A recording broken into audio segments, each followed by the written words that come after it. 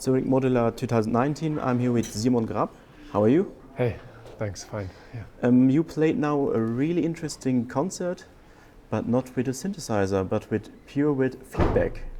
Yeah, exactly. That's what I'm doing at the moment with what you call like no input mixing. It's a very old technique that goes back, I think in the 1950s or something. There were already these kind of experiments, and even before. So I'm somehow in this tradition of feedback music, of musique concrète, and basically what I do is I send signals out and back into the mixer, and that creates feedbacks. How do you come to this idea? So because normally a musician take an instrument and makes with this music, but how do you come to the idea to making music with feedback? Well, feedback has always been an important factor in my music. Basically, I started with like punk music, where feedbacks and distortion is relevant to the militant sound that it needs, and also afterwards there was always this element inside. For quite a while, I've been doing computer music as well, and at some point I just did not want to look into the screen anymore, and I started kind of feedbacking my whole studio. Inspired actually by the modular world, who were always like these patching things. I was thinking, yeah, I can't afford the modular thing, so I just looked around, and I have like my patch bass in the studio, so I started just patching my own studio and feedbacking everything into itself. Do you think learning with feedback is a different approach than with modular synth or a synthesizer? So what is your experience with this? Is it more easy or is it more difficult because you need to handle the different channels? It's the same. It's an instrument. Like my instrument is the mixer. Mixer. So as with every instrument, you have to learn how you can work with it. And we talked before because about the mixers that every mix is different for the feedback. Yeah, a little bit, but basically I just need a lot of auxiliary sends to go out to the machines or filters and send them back in and have this kind of self-oscillation thing going. So basically it works with any analog mixer, but I do sometimes go with rather cheap mixers like Behringer mixers. Because I like to play very physical, like to push the faders really abrupt into the red, and that's why I would rather go for cheaper mixers. But it also sounds nice when it has already the ground noise of the machine. Like there is some old Behringer mixers who do have quite a high ground noise. So you get a bit of this dirty already, this character. It's already inside, dirty, and if you feedback it to itself, it gets it's really funny nice. because every musician has these mixes at home because they start everywhere normally with a very cheap Behringer, and you have already a feedback instrument, a bit with cables. And I think that's probably one reason for me to go this way of abusing normal audio things, because I believe it's a different approach to reuse or abuse things that are not supposed to be that way. And how would you describe this feedback music? Is it something? Because I heard it now from inside, but also from down the second floor. It's really loud, really intense. It's like an earthquake. So how would you describe it? For you more that soundtrack music or more sound design oriented? Because melodies, you can not really create typical melodies or chords or. Yeah, I'm not. I'm totally out of tune, of course. But I can with the self-oscillating system. I can create notes, and I can create melodies with those feedback notes, basically. But I'm. So the question, what kind of genre is it, or what kind of music is it? It's hard to describe because I can go into this very bassy drone, intense sound, wall of sound, but I can also play very fine and very playful and very with fine small sounds. So, and plus I can get into this technoid thing, like pulsating rhythms, which is what I say. What I said. It's like it's get to know your instrument, and then you play what you want. It's intentional to have these dark frequencies. It's a position. It's a suggesting militant frequencies. And it sounds like it's so versatile, like a synth. Yeah, you are making some little sounds, bigger sounds. Yeah. That's quite interesting because always people think feedback is always noise, or only a drone, and you demonstrating now nicely here that it's possible to make also more softer sounds or more harder sounds.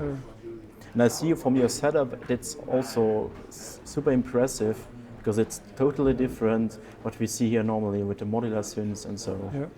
And can you give me a little overview what you are using or? So this is my main instrument at the moment. It's just an audio mixer, analog audio mixer. It's actually a monitor mixer which has 12 cents and 2 parametric EQs, which is a nice machine, which is very compact and So that's my main instrument. But you have chosen this one because you have tested several ones. Yeah, I've gone through different audio mixers, and this one it's really a choice of having tons of auxiliary sends, so I can get the signal out and come back in and be able to. It's like a matrix. I mean, I can send one signal to itself.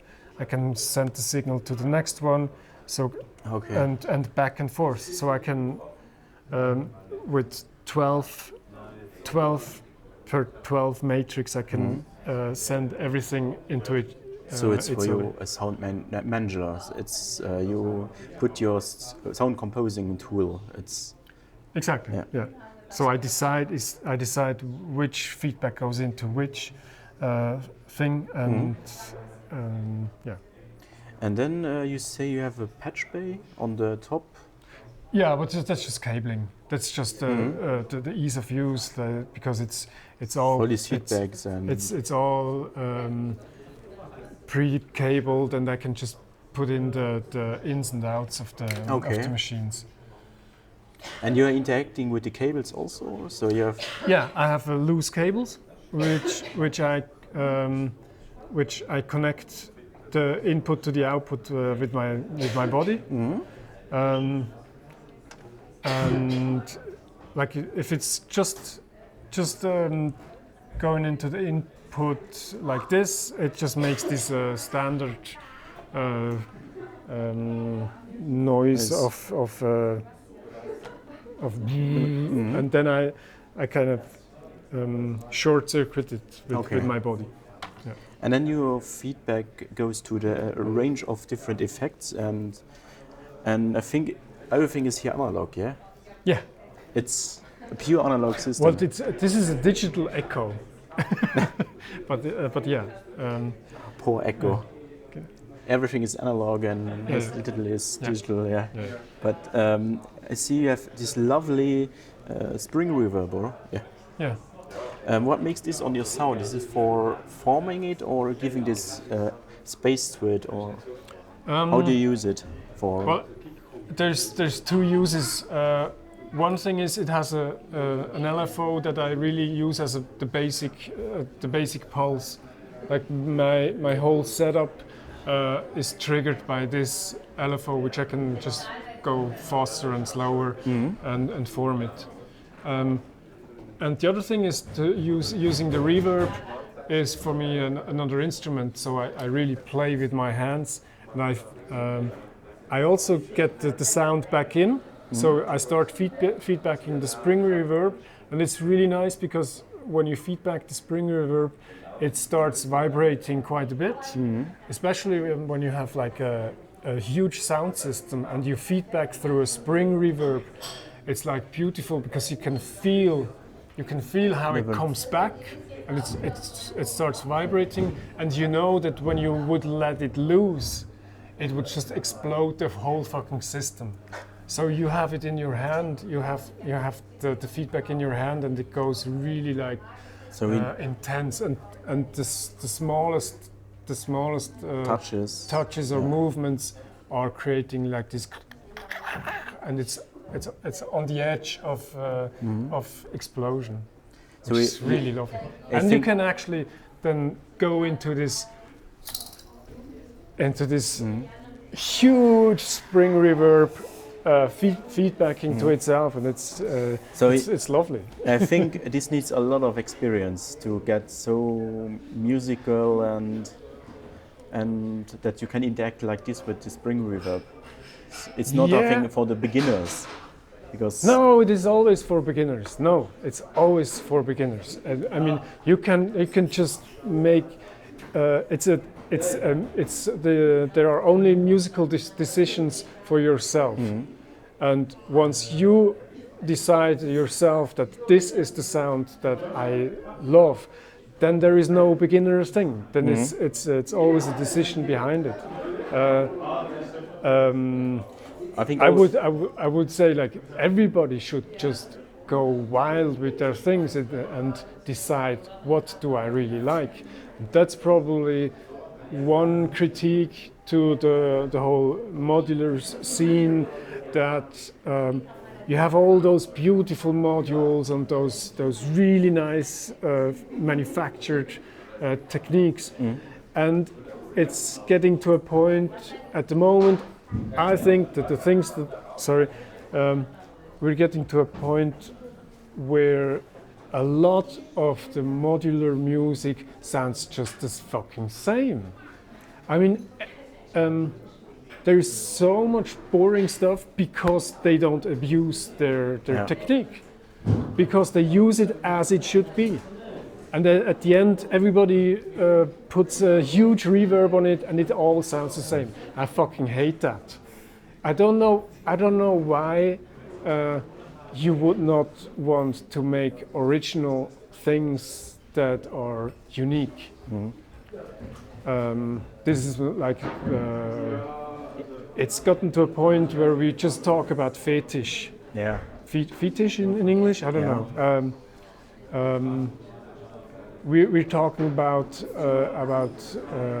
audio technical porn, and this is like, come on, let's make music, let's make our unique sounds. And you can do it with modular, you can do it with a Behringer mixer, you can do it with your whatever. With your phone, with your iPad, everything. Yeah, exactly. Yeah. Then I see on your setup you have some DIY stuff. And this lovely Sherman bank, filter bank, this is probably for adding this distortion, this more brutality, or how do you use it in your sound? Oh, very, very different. And every time I use it different. I do use it for filter movements, for distortion, but sometimes it's just this. Also feedbacking itself and going into some gnarly, strange sounding rhythmical things. Yeah, an absolutely lovely thing. Then I saw in your setup also something. I saw it on the NAMM show or on Super Booth, but never in the system. Or it's this filter bank from Italy, I think. Yeah. Yeah, it's Stefano who does these machines. Stefano is a crazy guy manufacturing this filter bank, and it's, well, first of all, it's an instrument, and you see how the design is. It's really playful, like you really play an instrument, and it's like this physical playing, and I love it how he did that, and it's pure analog. What brings it to your sound? What makes it for you unique in your sound? If you would not add it, if you remove it from your setup, what is missing? I think for me this is the instrument who brings the most militant dark frequencies out in my music. Okay. This is just it's a monster. I mean, it already looks like it comes from some atomic basement. I don't know. So it's really an instrument. So instead of having these small modular, smallest knobs to modulate the sound, you can really touch it and go crazy with it, and that's what I really love about it. And yeah, it's just an incredible machine. And it looks lovely. It's really designed with a lot of love. It's not what you can replace by something other. Yeah, sure. But let's not get into porn. Yeah. You know, it's a machine. It's an instrument, and Stefano is he has this vision, like, and that's the most important thing, that manufacturers, that they do need to have these strong visions, and it's so clear that he designed this as an instrument and not just as I make a filter bank for modulating a bit. No, this is really a musical instrument. And I see then also always a classic, Electro-Harmonix Memory Man. It's a classic. I have this thing for 20 years, and it just doesn't break, and and I love the sound, and it sounds awesome. It's always with me, actually. Yeah. The question now from me, because people heard a lot from you now. You are making also music. You have releases. Yeah. Where you can find it, or do you have something new on the road? Something you can tell us already? Yeah, it's actually fresh. There's a vinyl that just came out on Lava Lava Records in Bristol. Lava Lava, that's a label run by Ossia, who is known in this electronic scene. And the vinyl called Diamonds is a collaboration with Yao Bobi, a rapper from Togo, a political activist and rapper from Togo, and with a remix by Dongsha, who is the co-founder of Asian Dub Foundation, but who does like dub noise ever since. And it's a really nice trio that we've been just on tour now and have this vinyl that just came out. Okay. That's one thing, and my solo album is coming up also in November. That's going to be released on Us Records in Zurich under the name of Post-Human Species, which for me is a whole story around those sounds that I make, like because I call it like I call it like sonic creatures that I produce on this system. Okay. Okay. This new album is totally based on this system. Yeah. That's only feedback. Also, the other vinyl is just with this setting. Okay. And so we can find also music on Bandcamp or SoundCloud or Yeah, there is. The main thing is Bandcamp, because that's the best way to support artists at the moment. I always say it's. I mean, it's also on Spotify and everything, and that's okay to listen to it. But support the artists on Bandcamp. That's very important. Absolutely. So that's the main thing. So my album is on my Bandcamp site, and the other one, Diamonds, you will find on Lava Lava on their Bandcamp site. But will be on mine as well. But you'll find it when you type in my name, Simon Grabt, and then you will find the Okay. things. Okay. Thank you, Simon. Yeah. Thank you for this wonderful concert. It was totally different what I heard the last 2 days here. Big thanks and good luck for your new album. And hope to see you very soon on another location. Thank you. Thanks a lot.